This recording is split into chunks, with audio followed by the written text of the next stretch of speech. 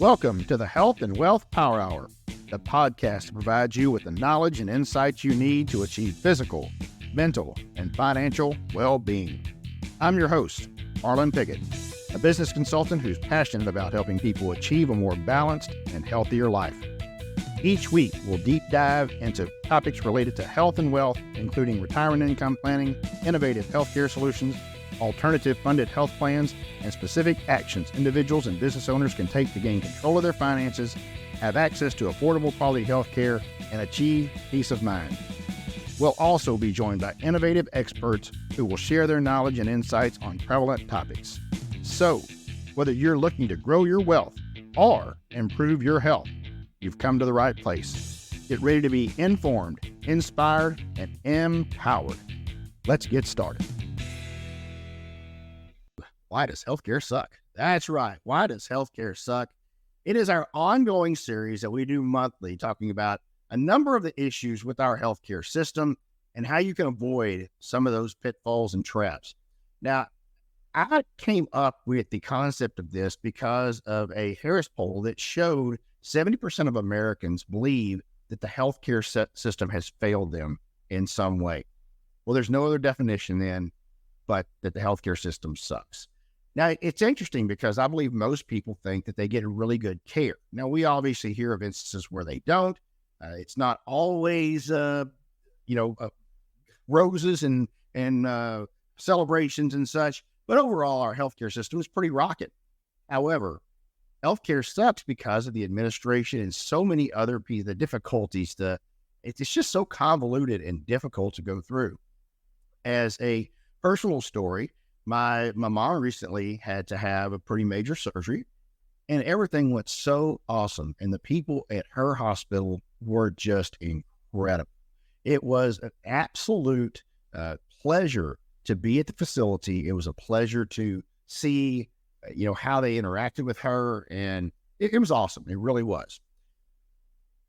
But I'll tell you what, folks, the biggest problem that we have in healthcare plans, so employers have, so most folks have, is the engagement in their health plan.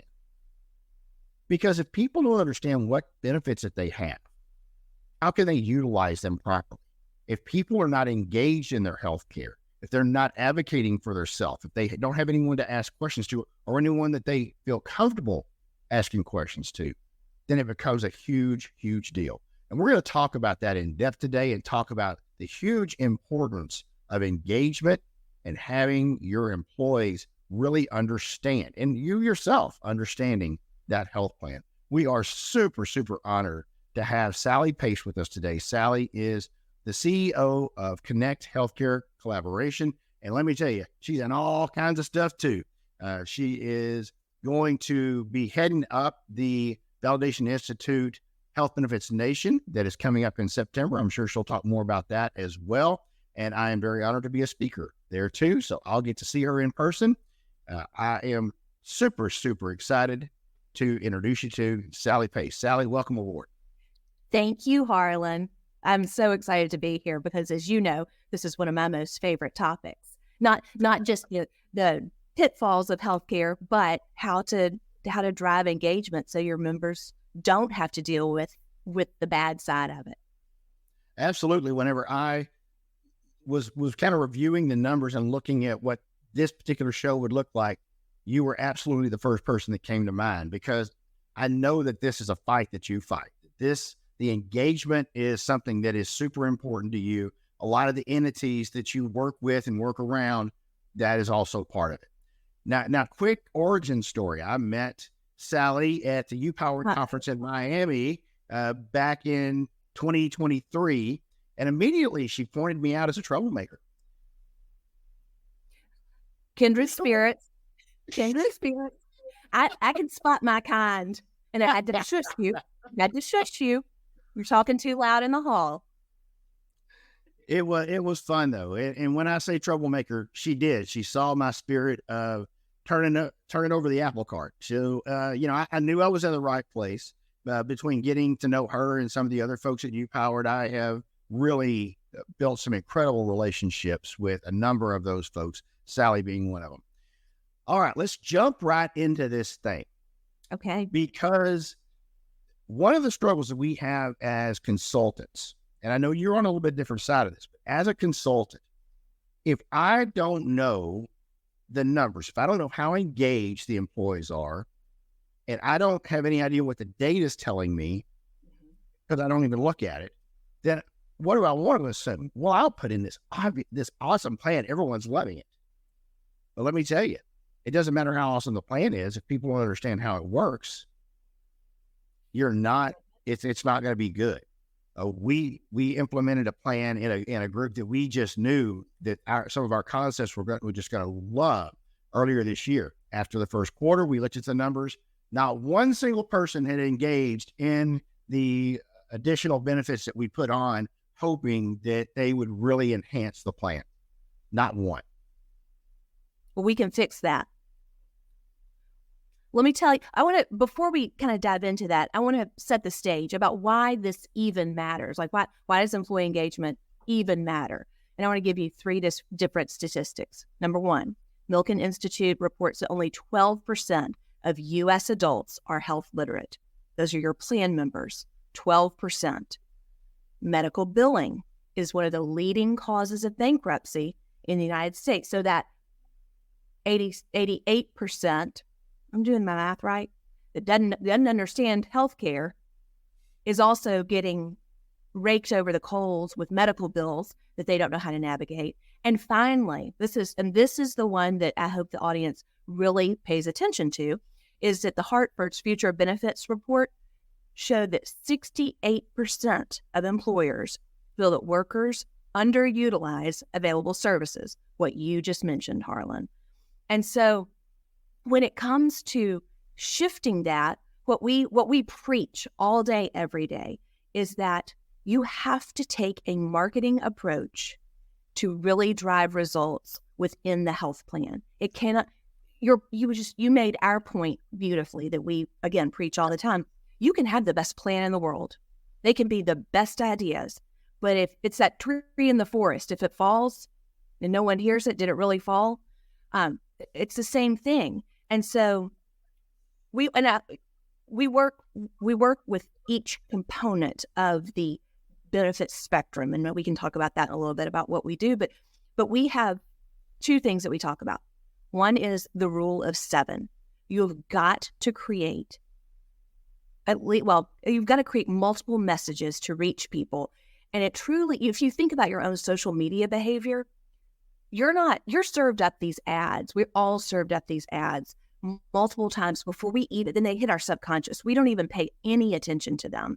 So if you're using your open enrollment, your benefits guide as the one tool to educate people on the thing, you are a tree falling in the forest.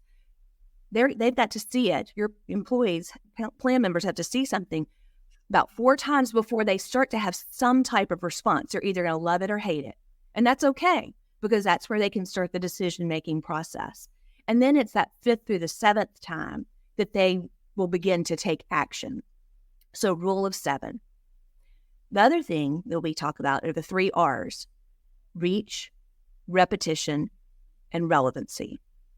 I'll go into those in a second, but is it okay if I back up and just kind of explain why we do what we do and what our role is? Yeah, absolutely. And I want to point out, folks, this is why this is so important.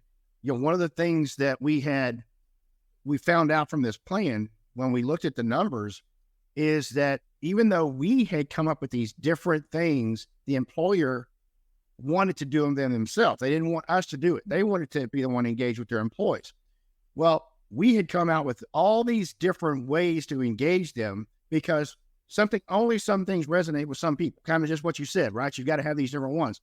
Well, all they did is take one thing. They just took one email and they sent that out. That's it. So they had sent it out once a month, but they didn't do any of the other things. They didn't do the push notifications. They didn't do the texting. They didn't put the signs up that we sent them they didn't do any of those things. They're like, well, everyone reads their corporate email. We made sure it come from the CEO. We had them look at that. Less than 20% were opened from the CEO. you would think, and I get it, I understand what they're thinking, is that the CEO sending this email, everyone's going to open it. No, right? Mm-mm.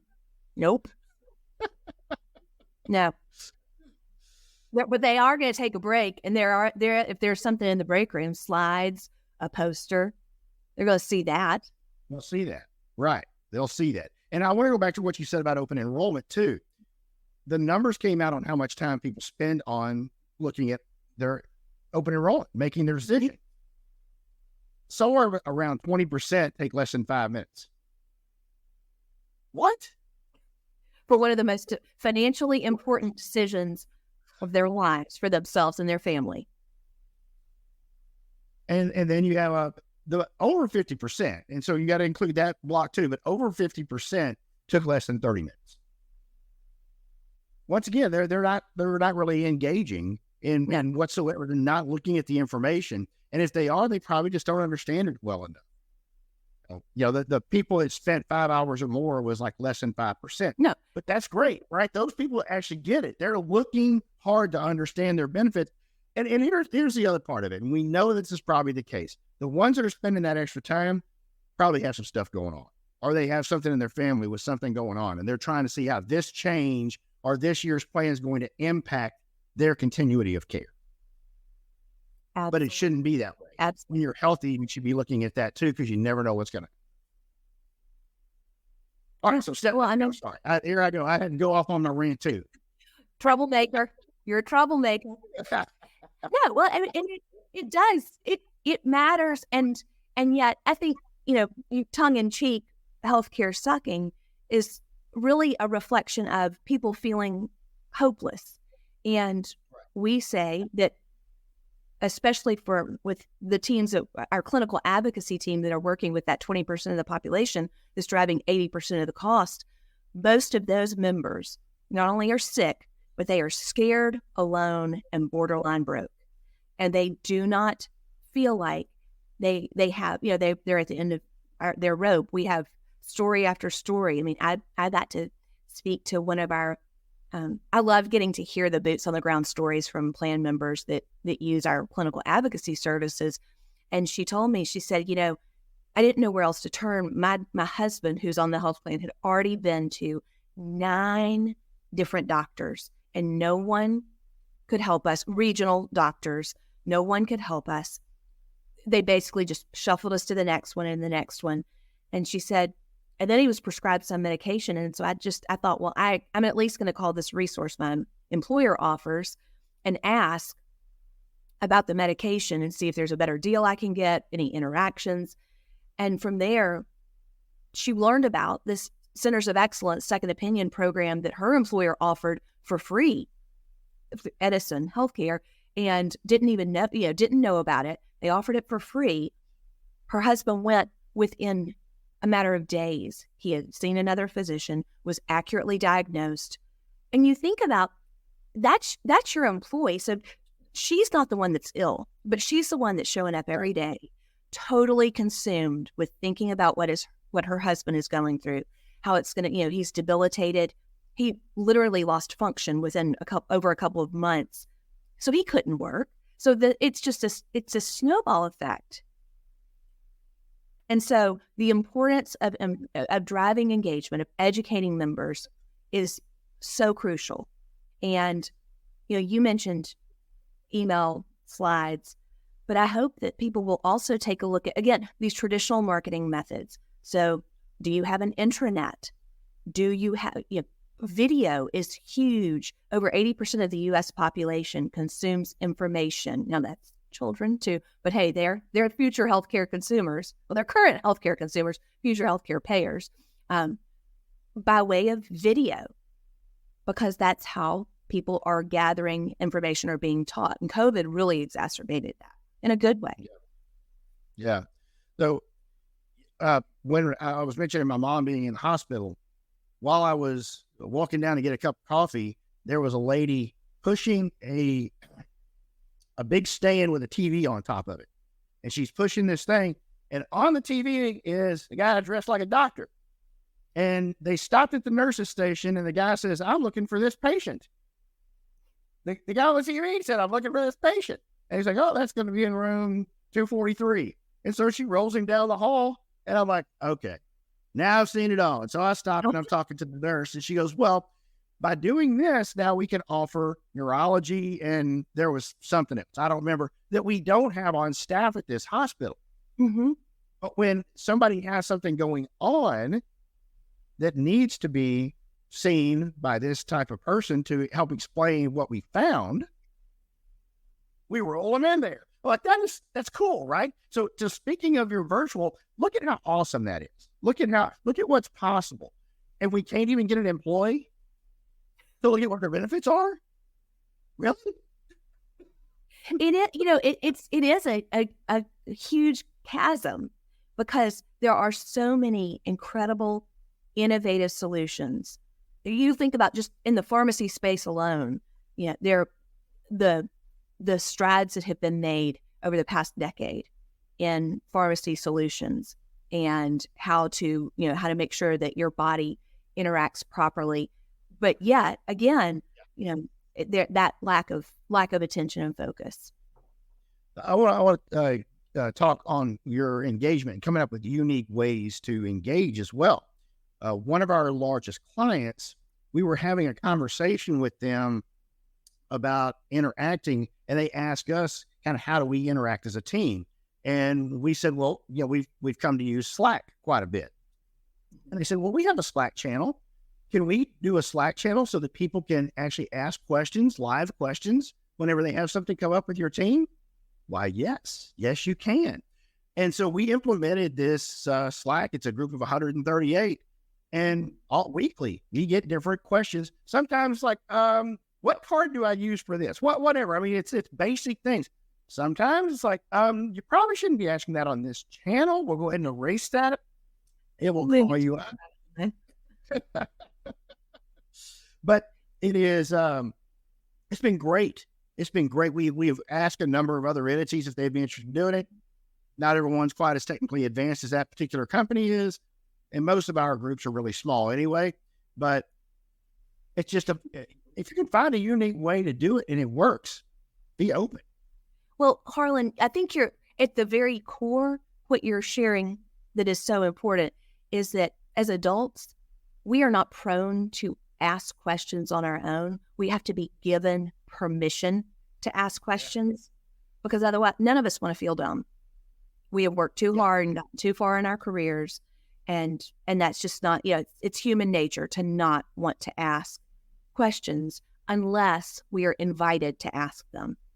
And so that's where thinking about, that is such an awesome example of thinking outside the box but yet using a very common way. I mean, it's interesting. We challenge brokers, consultants, HR leaders to think about their own, like how do you make every other decision in your life outside of purchasing healthcare? If I want a pair of black socks and I'm going to order them from Amazon, I'm not just going to type in black sock and take the first thing that pops up. I'm going to filter it. I want to look at the reviews. How quickly can I get it? There's so much that goes into my $5 purchase of socks. And so how do we take those concepts and filter them over into the healthcare space? And I'm fortunate to work with a team that's what drives us day in and day out. How do we help people hold down this crazy world of employee benefits to make it simple and make it interesting enough to the consumer so that they want to take those extra steps, that extra time. And it starts with looking at how you're influenced by everything else in your life.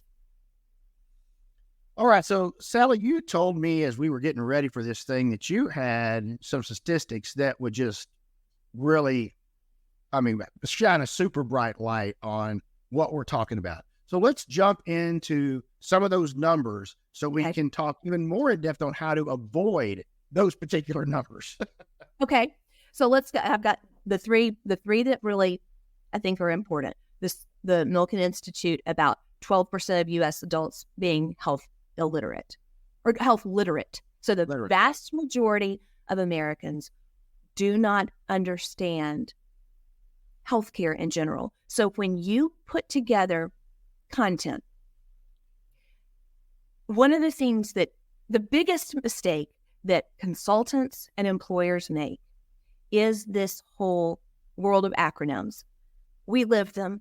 We know what STD means, but for your average American worker who is, front lines, manufacturing, high school educated, STD is very different than what you and I think about on a day-to-day basis. So really stepping back, but are you providing glossary of terms? Are you explaining? Are you spelling it out? Are you, one of the things that we encourage people to think about is using pictures. Like you can take a massively difficult concept and have a really good graphics person put it into a picture, and it becomes it crosses language barrier, education. And so that statistic is one that really should disturb people, but also give you a little bit of hope to say, I can change this. I can take my plan members and educate them by helping with very simple steps. So let's touch on that a little bit more, because in those 12%, I wonder if they really are literate. And I say that kind of tongue in cheek because we're probably 88% know more than they think they do. But as you talk about, the terminology is so confusing, they're just not sure. You made a joke with STD. Well, let me tell you the one that I always use, and that is POS. So we have these new plans now, the POSs, and I'm like, and it don't stand well, maybe it does stand for what you think it does, but in this case, that's not what they're saying. It stands for what, anyway. But it is kind of interesting, this terminology. A couple of months ago on our Why Does Healthcare Suck, we talked to Doug Geinzer, and our whole show was about crazy terminology that we use, the geek speak. That us as consultants and us in our industry think it makes us look so smart. Oh, look at me, I know all these terms and all these acronyms. But if I promise your client doesn't think you're smart because of that. In fact, you're confusing them even more, and you're doing them, more importantly, you're doing them a disservice, because you're contributing to that illiteracy and the complication of healthcare. You've got to make it understandable. You've got to make sure someone knows. And there's new terms added in all the time. Whenever I got into this industry, there was co-pays and there was deductibles. Now there's co-insurance and shares. And let's just go down all the different things that people just don't, like, what does that even mean? What is it? What's a max? What's a move? Well, that's your max out of pocket. Well, what's a MERP? I feel kind of like a loop for signing up for this plan is what I feel like.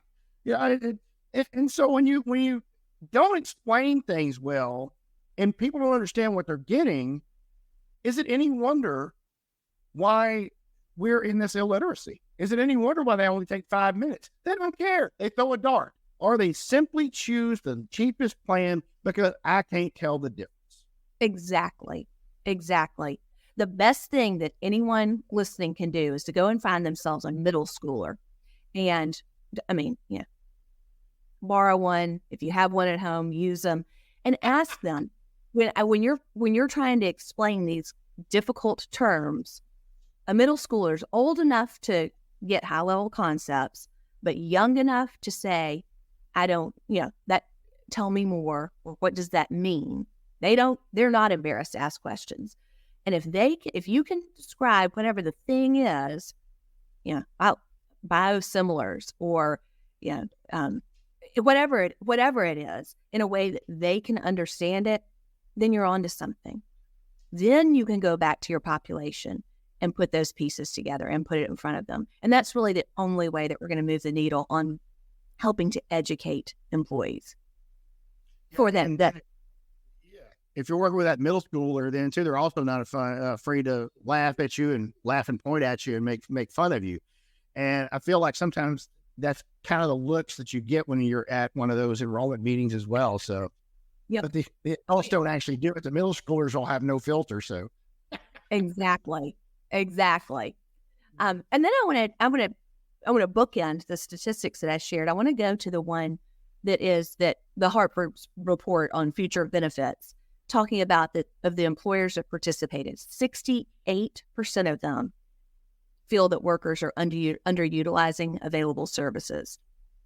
And Harlan, you opened the show with a story about it. And that's where I say, you know what, the onus is on all of us as leaders in this industry to find ways to drive engagement. And you touched a little bit on data, and that's something where on our advocacy side, whether it's benefits advocacy or clinical advocacy, like enrollment and onboarding or clinical advocacy, you've got to start with data. You as an employer can partner with your consultant to get some type of data to figure out who's participating and who's not. And then you need to go after the folks that are not participating, that are eligible for these different programs, like you are their last hope, because in many instances you are. And Sure. And so we, like for us, we have a platform that we use that shows us, it's called members of interest. Who are the members that are not taking advantage of the services that are available to them? And by doing that, we're able to drive engagement between 50% up to 200% of eligible members, not the fluff numbers that you see, like we touched 100% of the population, but looking at actual eligible members and moving the needle on those. But you got to start with data. You've got to ask for data. And that matters. It absolutely does. All right, I want to jump into what I believe is the most important part of the engagement. Maybe you have a different opinion, and that's okay. I shared with you that I was blessed to be asked by Becker's Payers to talk about what we're doing in the second half of the year. What was our priorities? And the reason for that is actually I've been asked to speak at their fall roundtable. So I'll be in Chicago getting to speak at the Becker's roundtable in Chicago in the first week of November. So every month they're asking us a certain question. And then this morning, that particular thing was actually released. I shared it with you, and I didn't even have any idea today it was going to be released. So it's actually kind of cool, because all of a sudden I got the email from them saying, "Hey, here's the actual article." So here is what I said, and I'm going to give you this blurb because it gives you a context on what our focus is, but not just about what our focus is, why we're focusing on that. And so in the article, I say our number one focus for the second half of 2024 is member engagement, particularly highlighting the benefits of primary care. We believe that a strong foundation in primary care is essential for improving overall health outcomes, reducing healthcare costs, and enhancing the quality of life of our members. By actively engaging our members, we aim to foster a deeper connection between patients and their primary care providers, which is critical for preventative care, early diagnosis, and the effective management of chronic diseases. There's more of it. I'm not going to get into the rest of it. If you want to go out and read the article, I'll certainly have it in the comments, and it will be on Becker's site as well. But we include direct primary care in virtually everything that we offer, both in-person direct primary care and in many cases virtual as well. Or if they're in a desert, then we'll just have the virtual part of that. But what drove us to really go that is, first of all, we wanted people to get the care that they deserve. Direct primary care and advanced primary care is an awesome way to do that. But the numbers also show that most people don't get the primary care that they need. 61% of Americans don't go to the doctor unless they're sick. Well, if that's the case, then you're going to get worse and worse and worse before you finally go and see that doctor. And why are you seeing them now? The other number that startled me is once again, you got to have the data to know what you're doing, right? You got to have the data to know if it's impacting, you're getting the right thing. One of the partners that we started with in August of last year that provides these services, we have a few hundred people at that particular DPC. And when we got the data 6 months into it, we got the 3-month data, but that 3 months ain't enough to really judge. 6 months may not be either, but the number that stuck out to me the most, and this was the number that, man, I said, we got this thing going on. This is right. 29% of the people that had visited the facility when asked what they would have done if they didn't have this membership, said nothing. They said nothing. They wouldn't have gone to the ER. They wouldn't have gone to an urgent care. They wouldn't have gone to another primary care physician. They would have done nothing. So that's 29% of the clientele that were now getting access to healthcare that they did not get it and didn't feel comfortable getting it before. And I said, hallelujah, we're doing something right. Absolutely. Absolutely. But that shop, I guess we're not looking at the data exactly that same way, because we're not asking that very important question, which is such a great question to ask. That is a fabulous temperature taking question for anything that somebody plugs in. But I would say the flip side of that shows up on the health plan in real dollars are those avoidable ER visits, ED visits. Right. Both of those have a financial impact on the bottom line. Right. And that's, of course, that's the reason why we put direct primary care and advanced primary care in there, is anything that happens in that doesn't go towards the bottom line of the plan, because that's the membership piece of it, that all of those services, they stay away. And if you give people that access, it doesn't get worse.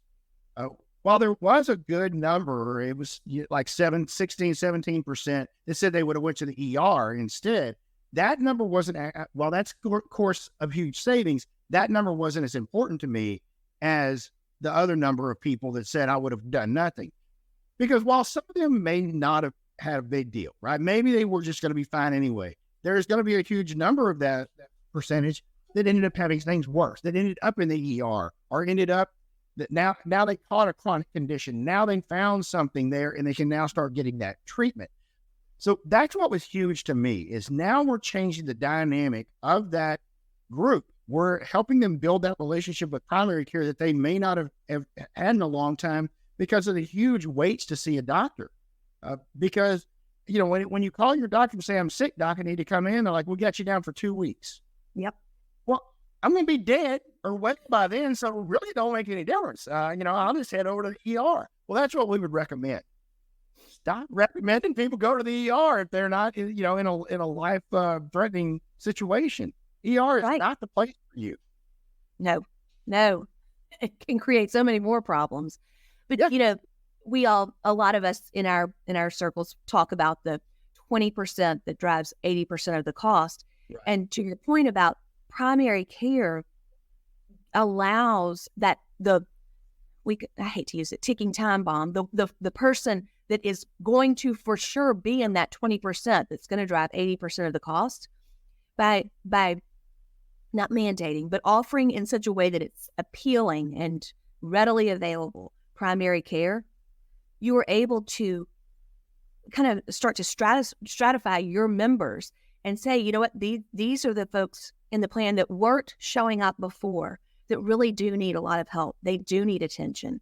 And they clearly didn't know what to do before. So those are the ones, now you've got your call list, your members of interest list, to be able to say, I need to help Mr. Smith or Ms. Johnston, really guide her on her health journey. So 100% of the population doesn't need somebody to be there for them all the time. But if you can identify that 20% that does, you can make such a difference in their lives and in the life of the plan. And I want to step back on what you just said there. They don't need somebody looking at them all the time, but they need to know that someone's there if they need them. And that is a huge disconnect. And that's why 61% of people don't go until they're sick.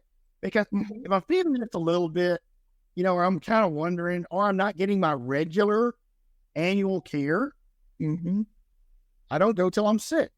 And while I might not need care all the time, this is why, you look at what has happened since COVID. So even the people that normally did go to the doctor annually, they didn't go then. They weren't getting their regular checkups. They weren't getting their colonoscopies. They weren't getting all this stuff. And now we've had this huge explosion of advanced cancers and conditions that people are finding that now they're having to take major treatment methods and high-level medications, all of these things, because people that were actually doing the right thing stopped doing the right thing and maybe never started again until they started feeling wrong.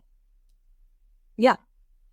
yes, that delay in care is real, and it's just now starting to show up in hard dollars on the health plan, and it's scary.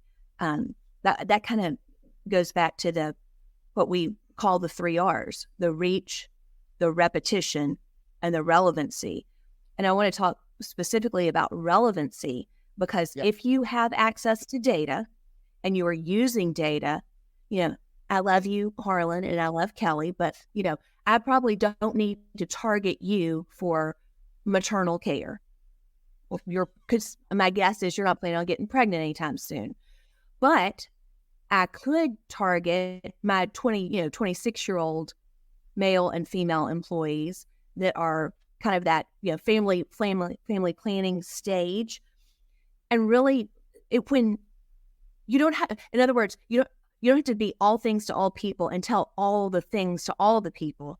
If you can use your data to really hone in on the solutions that you've brought to the table. Do you have, if you have family planning services, if you've got, prevention, financial planning tools, somebody that's, they're thinking about retiring and whatever it is.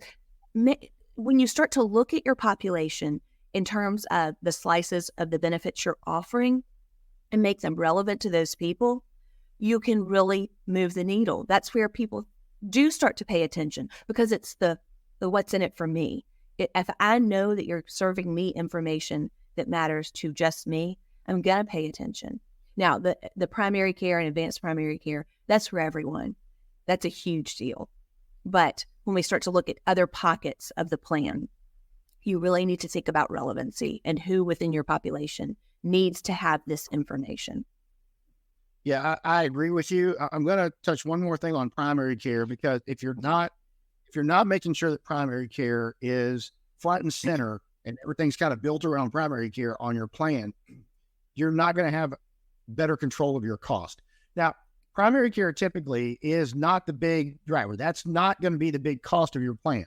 But what it's going to do is keep those big costs from your plan because the conditions are not going to get worse and people are going to avoid hospitalizations, ER visits, and other things like that. So I'm going to jump off of the primary care right now, although that's my very favorite subject. And I want people to make sure that we spend probably more time engaging people in our plans about primary care than we do anything else because we feel like that is the best bang for anybody's buck is that. But right now we have 7 billion point solutions available to people out there. We have everything in the world that possibly could be tagged on or run alongside of a plan.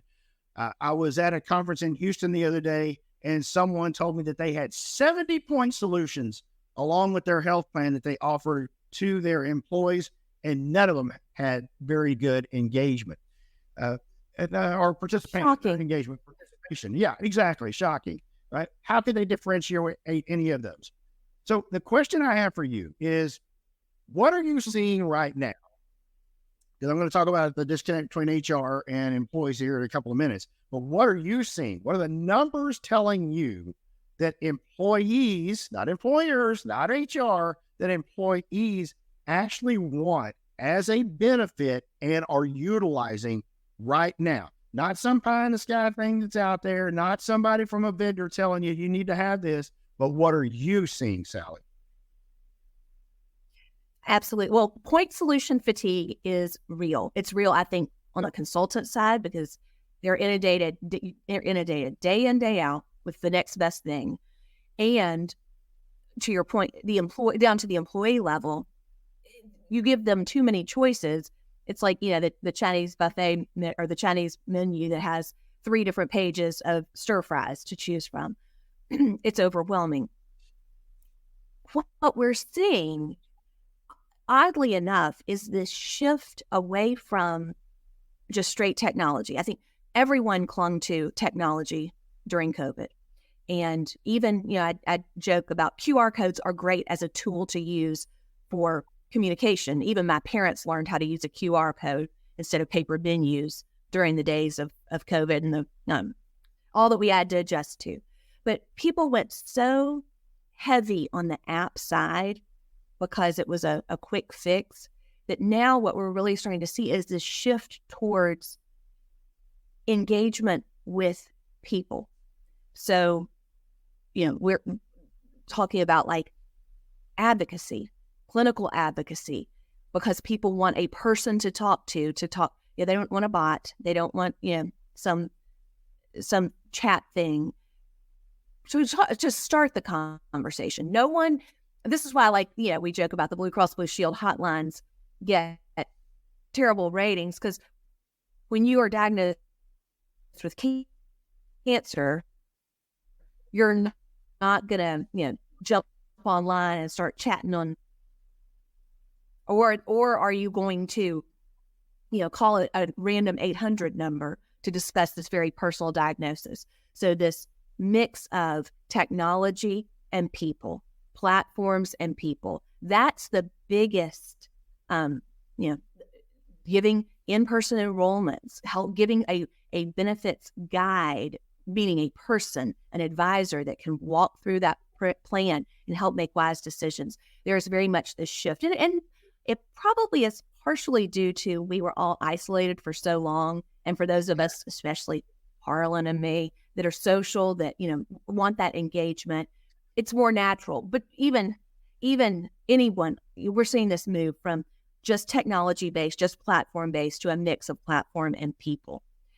So not necessarily a thing, that varies audience to audience, plan to plan. Yeah. Do you want, are you going to go international drug sourcing with this one and, pharmacogenomics with this other one? There are so many different solutions you can plug in, but you've got to be careful that you're not, one, point solution fatigue, and that you're also mixing it with people to guide your people to the right solutions. Is it okay that I answered it like that? No, you answered it very well. And I want to tell everyone out there why it's so important that you're the center of this as the consultant. Or if you're working with someone like Sally, who's doing some of the engagement, enrollment, whoever you've got going on, why all this is important.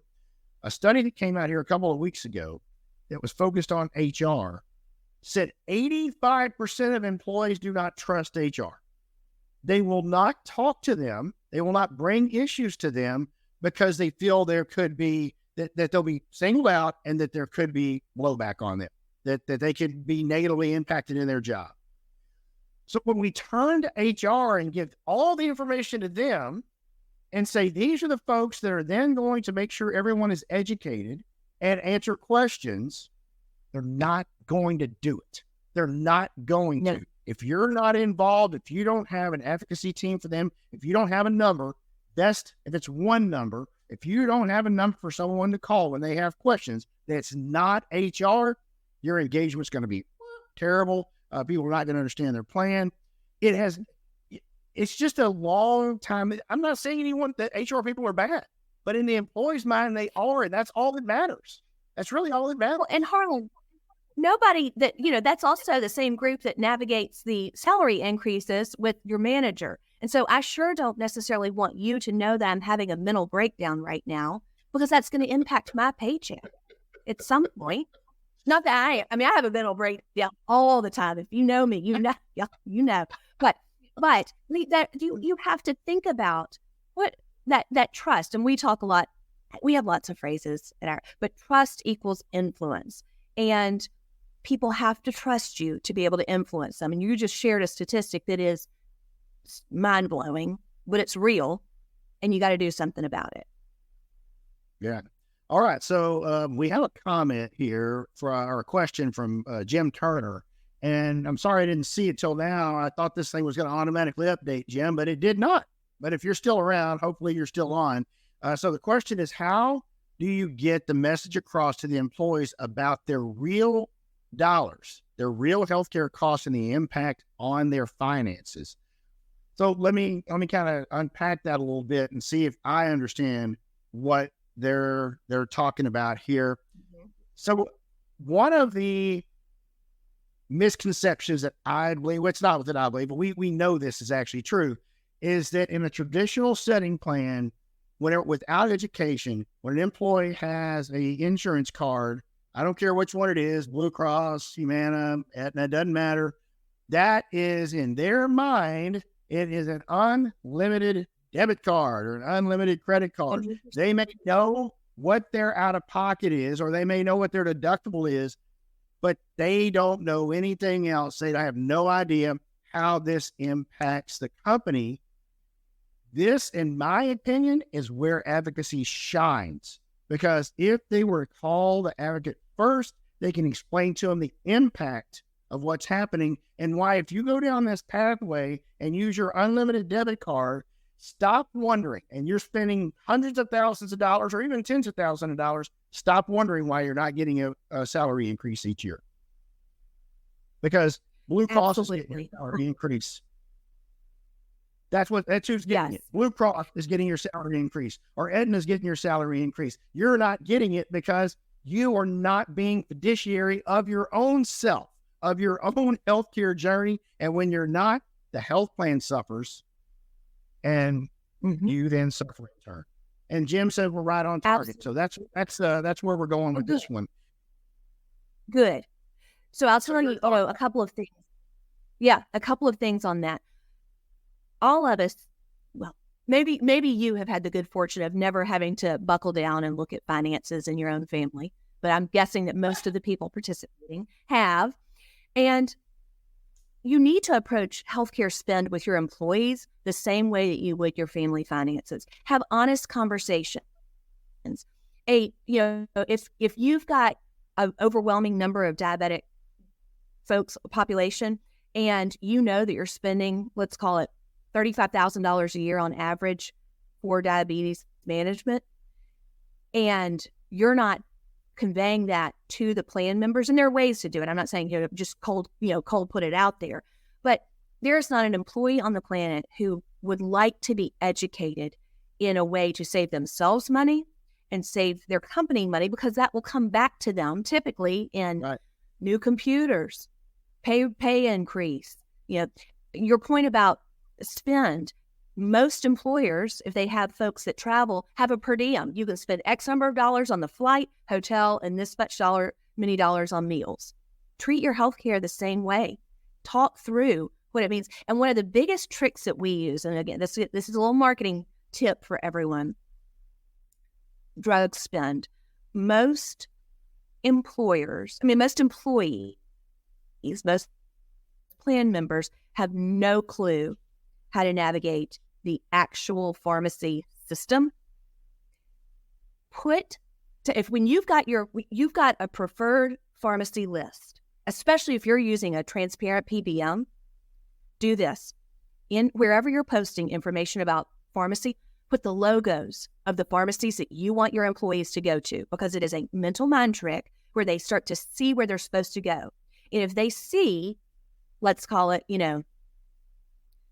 Bartlett Pharmacy or Costco, and they don't see Walgreens, they subconsciously start to understand, I'm not supposed to go to Walgreens. They're going to rake me over the coals. Then you can actually educate them and talk about how, not to beat Walgreens up too much, but they are the most expensive pharmacy on the planet.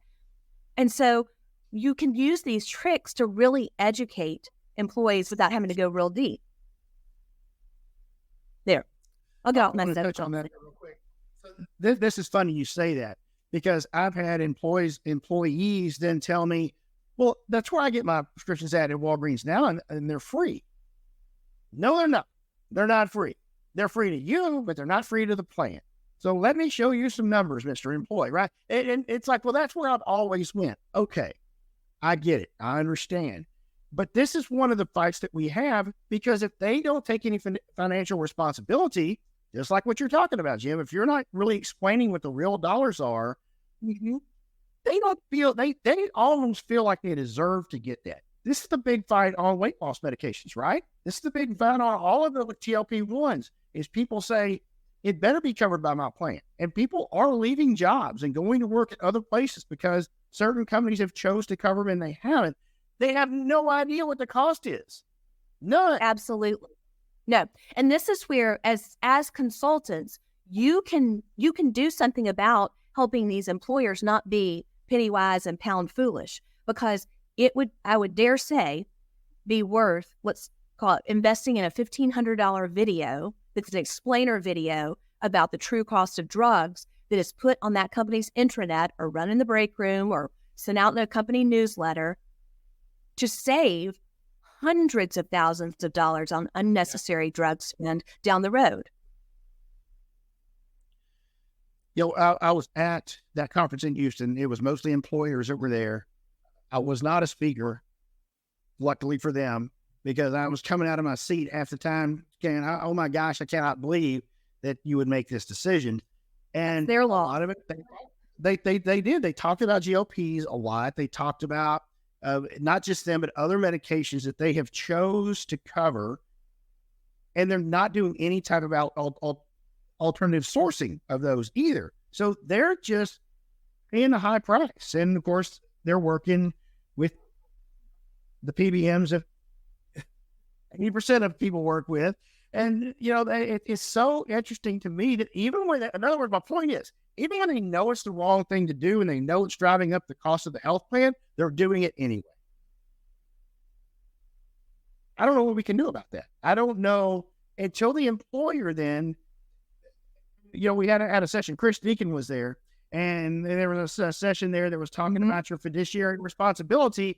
If you're still getting it from one of those PBMs and you're paying this high amount, you are not being fiduciary of your plan or your people. And the lawsuits, they are coming. Those sharks are circling right now looking for any employee that wants to file a suit against their company. And without proper engagement, explaining all of these things and why the decisions are made and not including the employee in some of these things, this is what you're setting yourself up for. Absolutely. Absolutely. I mean, you're right. You look at like these, Morgan and Morgan type law firms, and they're hiring attorneys that are focused on that very thing. That's one of the fastest growing areas in the plaintiff's attorney world. So it's coming and it is real. And it's kind of I think that we're in that wait and see stage where employers who aren't properly educated don't have a clue what's going on. Their consultants have not really educated them. Ones that maybe are kind of skirting the system are just waiting to see if they hope and pray that they don't get called or they don't get tapped because one of their employees. But that's not, you haven't built your businesses on that. And so it is real. It is coming. And I think, the only way that that's going to change is I encourage everyone that's dialing in right now, that's paying attention to this, to find, just share. You don't have to create your own new content, but the more that we collectively share information, a great article that is posted, Harlan just mentioned one that he's part of today. You share these things about transparency, about how to change the concepts that have been traditionally deployed for employers. It will catch on. I do believe that the American public is smart. We're scrappy. We want to be winners. We want to succeed. None of us want to be played for fools. And so let's help people see how to move the needle, how to move away from this traditional model and go towards this innovation, this, mixed with great solutions mixed with great people. So Jim's comment is, what would happen? This is pretty funny too, Jim. I like this. What would happen if the employees were paid in full and then every Friday had to hand over the money for their health plan? Well, that'd wake them up.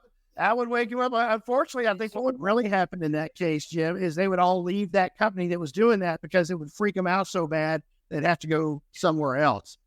Because that is certainly making them be accountable for what they're spending. But boy. But we do still, I mean, not to that extreme, although I like a good challenge like that. So thank you, Jim. But we definitely see groups that either incentivize or what's the opposite of incentivize? Not punish, but decentivize employees making poor. Yes, exactly. For making poor decisions, because it is, and I'm, the whole Publishers Clearinghouse check thing, but again, human nature is we want to be winners. We want to rally towards something that's for the greater good of all of us. And so, consider setting goals for your plan members, not weight loss goals or anything like that, but talk about, cost containment. Have honest conversations. You have honest conversations with them when the budget is down and you can't give pay raises. Do the same here. And then, but on the flip side, don't forget to tell them what they accomplished. Yeah, but it is. You're right. Absolutely. It's a great piece of advice, Sally, because it is the same conversation. Instead of just telling everyone, well, we're having to raise the deductible on the health plan again this year, or we're having to raise the co-pays, or we're changing to another company. No one explains to them why. No one has any idea why. They really think it's because the company is cheap or the company is trying to save their own money. They don't realize that it's their money too. It's your money. It's coming out of your check. You've got some skin in the game. And even if their company's paying 100%, it's still the rate. You're not getting those raises. You're not getting that new technology. You're not getting that thing because of poor decisions that you're making and lack of engagement. And it's your money. Absolutely. We work with a hospital system on enrollment and new employee onboarding. And we heard story after story a couple of years ago from employees because they had shifted the plan, and obviously they want to drive traffic to their own hospital system, but it's free for their employees to go there. And what we heard feedback from the employees over and over was nobody's ever really explained why they wanted us to go to our own health system. We just assumed it's so that they could have data, information on me and my health conditions. Like basically, you're going to weed out the sick people and keep the healthy ones. It took sitting down and saying, this is a cost savings for you and a cost savings for them by keeping you here in this hospital system where there's exceptional care. And we promise you, nobody's pulling up charts and looking at what employee went to what doctor yesterday. That's just your leadership is too busy for that. They're trying to keep the doors open of the hospital. But just by simply explaining, it's kind of as parents, we talk about with our children that if you do this, then this will happen. If you disobey me, then I will take your iPad away. But if you are polite and, don't get in trouble this week at school or make an A, then I will reward you with whatever, ice cream, money, whatever. It's the same thing with employees and their health plan. All right. So I really appreciate everything that you brought to the table. We're just about out of time, but what I really want you to dive into on your side, Sally, is what y'all do. I mean, you got a whole lot of stuff that y'all bring to the table, but kind of go in to some of the different things you do. And then I also want you to touch on Health Benefits Nation in Nashville. Absolutely. So Connect Healthcare Collaboration, or CHC. We know it's a mouthful. The words were intentional. We love to be collaborators and connectors. We're at our core an employee benefits marketing firm. What does that mean? Well, you think about this crazy world that all of us live in, and you've got essentially four different players: point solutions, brokers, consultants, employers, and then employees. We want to touch every spectrum of that to help move the needle ultimately on employee engagement and outcomes. So we help point solutions with benefits marketing themselves to those different audiences. We then help employers drive the needle with their employees with enrollment and onboarding services. Then we say our nurses are the best, marketing mouthpiece you can deploy on the clinical advocacy side to help that 20% that's driving 80% of the cost. And then those are all very high touch. Our fourth business line is, and the granite list does for the point solution arena, being pinged every 2 seconds with vendors who want to get on your calendar. we've built a solution for that. You can do your due diligence before you take the call. Health Benefit Nation. I am so excited about this because this really is a subset of a conference that was just held in DC called Think 360.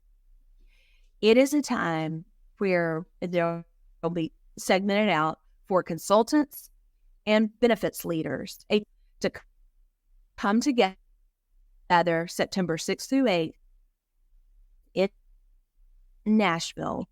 I have, if you're one of those two categories,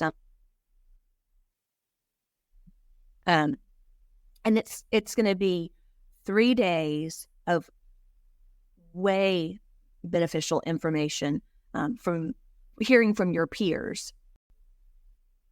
Thank you so very much, Sally. That I'm telling you, I'm really looking forward to that event. I think it's going to be incredible. The me notwithstanding, the other speakers, it's an incredible list of speakers that are going to be there. So it is. Whenever I saw the other folks, I'm like, well, I'm going to apply, but I ain't going to get accepted with this group, man. So anyway, maybe you put in a good word for me, so I appreciate that because it is incredible. Whether you are an employer, whether you are an advisor, you're a point solution, I don't care where you are in the ecosystem, this is going to be the place to be during those dates, during the 6th to the 8th of September, because, man, it is jam-packed with some incredible information. Yes. All right, folks, we are a little bit over time, but we do appreciate you being with us. Most of all, I appreciate you, Sally, for being with us and sharing your incredible knowledge about employee engagement. Folks, don't hesitate to go out. You can, of course, connect with Sally on LinkedIn or some of the other platforms, and then you go out and look for a Connect Healthcare Collaboration and look at the services they provide. If you're having trouble with engagement, Sally is the lady to talk to get that fixed. Thank you again, Sally. Any closing comments? Well, I want to leave with a note of hope where we joked at the beginning about healthcare does suck, but we all can change that. And I want to help anyone that needs help doing that. So thank you, Harlan. Thank you for all you do. All right, gang. Thanks so much for being with us. We'll catch you next month on Why Does Healthcare Suck? Don't forget to check out the different podcasts that I do on the Health and Wealth Power Hour. This episode, Why Does Healthcare Suck, will actually be turned into a Health and Wealth Power Hour podcast as well. So if you were not able to catch this live or you don't want to watch the repeat, you can catch it when it comes out as a Health and Wealth Power Hour podcast as well. And then remember, every Monday, when I can and I'm in town, and sometimes that's getting more and more difficult, I help you start out your week with a kickstart, 10 a.m. Central Time on every Monday, where we talk about the trends and news going on in our crazy healthcare and health insurance industry. We are out of here.